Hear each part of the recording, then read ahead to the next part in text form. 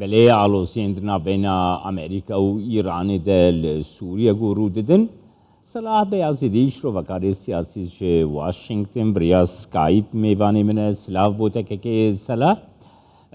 که صلاح يعني آستا علوسیندنا بین ایران و امریکا دل سوریه گهشنه آستک بلند گلو آرمان جوانی ریشان چیه کو ایران سر بنکین امریکا دکه سلااو بۆ جەناب تو بنیانی کوردستان بچوار لە ڕاستیدا لە ڕۆژانی ڕابردوو ئاستی ئەو ئاڵۆزیانە بینی ئێران و ئەمریکا زۆر زیاتر بوو کاتێک پێش ئەوەی کە هەواڵی ئەم هێرشە ڕابگەندرێ جنرال ماکمەلی دوونە لە کۆنگرس باسی لەوە کرد کە ئێران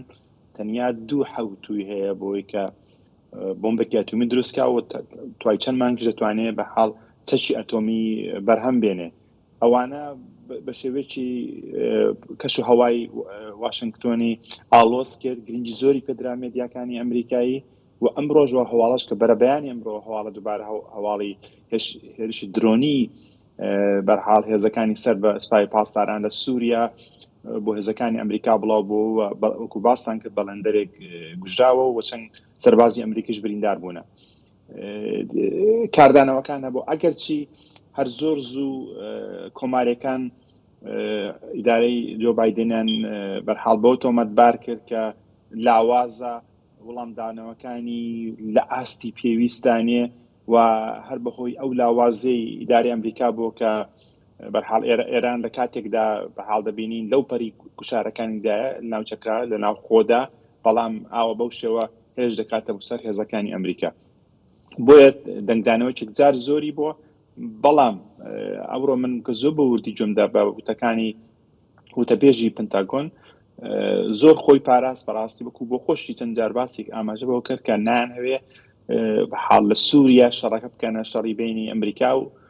ئێران بەڵکو ئەرکی تایبەتیان هەیە و هێرشەکانیان تەنیا وڵامدانەوەیەکی سنووردار دەبێت و بەرحاڵ بەردەوام لە مێدیاکان باس کراوە کە ئیداری ئەمریکا هەوڵ دەدا کە بە شێوەی دیپلۆماتی بگەڕێتەوە ڕێککەوتنی ناوەکی لەگەڵ ئێران بۆیە نایهەوێ بەڕاستی ڕوبەڕووبوونەوەی سەربازی بێ یا ئەو وڵامانەیە کە ئەمریکا داوێتی لە ئاستی پێویستانی بس گر اولوزی بردوام بکن که صلاح اف ایریش لحنبری بنکین هف پیمانام بنکین امریکی يعني هر امريكا دي بوزيشونا خو باراستني دبا براستي اگر هرشكان بربلاوتر بن دەتوانێ کاردانەوەی جیاوازی هەبێ وەکو ئەمریکا ئاماژە بۆ کردەوە بەحاڵ حکوومەتی ئەمریکا کە ئەگەر بێت و سەربازی ئەمریکی بگوژرێت یا کەسێکی ئەمریکی بگوژرێت وەڵامدانەوەکان زۆر زۆر گەورەتر دەبن بەڵام ئێمە دەبێ ئەوە بەڕاستی لە کۆنتێکستێکی گەورەتریشدا ببینین هەفتێک لەوە پێش چەند ڕۆژێک لەوە پێش ئەمە باس لەوە کرا کە ڕێککەوتنێکی لە نێوان ئێران و سعودیا کراوە بە هاوکاری وڵاتی چین خۆی ئەوە خۆی لە خۆیدا نوعێک ئاڵۆزی دروست کرد لە کاتێکدا بەحاڵ دەوڵەتی ئەمریکا هەوڵ دەدا کە دەستەکانی وڵاتی چین لە ڕۆژهەڵاتی ناوەڕاستە ببڕێت و باس لەوە دەکرێت کە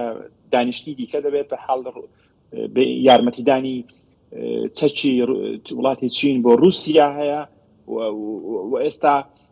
ئەو دوا بەدوای ئەوەی کە جنرال ماکمەلی باسی ئەوەی کە ئێران تەنیا 2 هەفتەی بۆ سازکردنی بۆمبی ئەتۆمی هەیە ئەو هێرشە دەکرێت بۆیە بەڕاستی ئەمە دەبێت ئەو کۆنتێکستانە هەموو پێکەوە لە یەک شۆندا بنین و دەبینین کە ئیداری ئەمریکا لە ژێر گوشارێک زۆر دایبەت لە ژێر گوشاری کۆمارەکاندایە و ئەوشمان لەبیر نەچی ئەمە بەرەو هەڵبژاردننی سەرۆکاتی ئەمریکا دەچین لە ساڵی داهاتوودا و بۆیە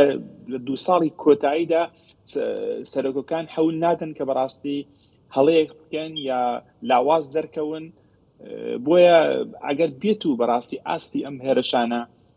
پەرە بستێنێ و ئێران گروپەکانی سەر ئێران بەردەوام بن هێرشەکانی بۆ ئەمریکا و بۆیە دەکرێت چاوەڕوانی ئەو بکرێت کە ئەمە بەرحاڵ ئەو هێرشانە بدرێژێ بێت که صلاحیان نها گر او کنتکسی کوتاگوتی اموانجی بگرن دست یعنی وسا دهات چابره کرن کو ئاستی ئاڵۆزیان لە ڕۆژهەڵاتی ناوەڕاست لە ناوچەیە کمتر ببه کو جبرکو حتی امریکا جی پیشوازیا و دانوستاندنات نابینا ریکفتنات نابینا تهران و ریاض دکر یعنی دوی چرچوه ده گر مروف روشی جدا گریدای پرسکریکا نابینا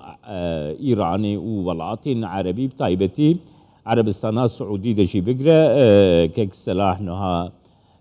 خویاید پیوندی ده هن آلوزی هنه لی گابا بله تماشوان هیجا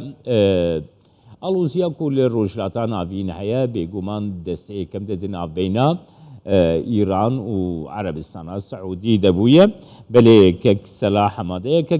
که سلاح پرسامن او بونها قرب به کنتکس جیام بگرن او ریکفتن یادنا بین عربستان سعودی و ایران ده واشنگتن جی پیشوازی لیکر یکیتی اروپا پیشوازی لیکر ده هات چاوری کرن کو ایران سیاستکی زیدتر میان رو زیدتر نرم بری و ببه او علوزی کیم ببین بس پراتیکی ده تشتن دی درد کبن پیش نرخاندن آتا بکر ڕاستە هەمومان دەزانین ئێران بە ئاڵۆزیەکی سیاسی ناوخۆیی شەژمانگەدا تێپەڕ دەبێت کە ئاستی ناڕەزایەکانی ناوخۆیی لە ناو ئێراندا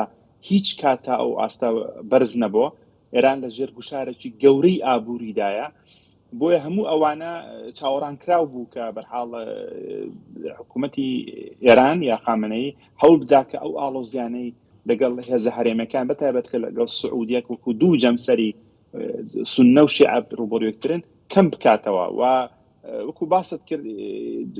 ئیدارەی ئەمریکا و یەکێتی ئەوروپا ئەوانە خۆشحاڵی خۆیان نیشاندا بەڵام هاوکات بۆ ئیداری ئەمریکاش بەڕاستی جێی نیگەرانی بوو و باسم کرد حاڵاتی چین کە دێت بکو ئەو ناوچێ حیات خەڵوەتی ئەمریکا دەناسرێ وڵاتەکانی ناوچەکەی کەندا و هاوپەیمانی ئەمریکا ناسراون بە حاڵ هاتنی ئەو هێزانش بە حاڵ شتێکی ئاڵۆز کرد کێکی سەلاحنوها gelek jaran li herêmê yani welatên herêmê we dikin gava pirsgirêkî navxweyî gelek mezinin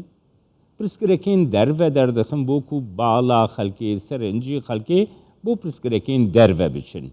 û pirsgirêkên navxweyî bêne veşartin yani dikarî siyasetek wisa li pişt van alozyan bê nirxandina te ger ez bigirim بێگومان هەکو بە ئاماژەم پێکرد بەحاڵ کۆمار ئیسلامی ناتوانێت لە ناو خۆدا کێشەی ئاوە گەورەی هەبێت لە دەرەوە کێشەی هەبێت بەحاڵ دەبێت لایەکی بۆ لایەکی قوربانیکە ئەوە چاوەڕان کراو بوو بە درێژایی مێژووی ئەو حکوومەتەوە ماندیوە کاتی خۆی خومینی جامی ژەهری نوێشی دوای 8 ساڵ لەگەڵ ئێران و عێراق 2015 بە هەمان شێوە کە ئێران لە ژێر گوشارە ئابوووریەکاندا ئەو کاتی خامنەیی بە زمانی فارسی بە نەرمشی قارەمانانەی شوبحان ئێستاش ئێران لە هەلومەرجێکی زۆر خراپتردایە ئەوە خۆی لە خۆیدا کەمێک تەناقوز و کانترۆدکتیە لە کاتێک ئێران لە هەرێم دەیەوێت پەیوەندیەکانی باش کاتەوە ئەو هێرشتە بەڵام ئەوەشمان لەبیر نەچێ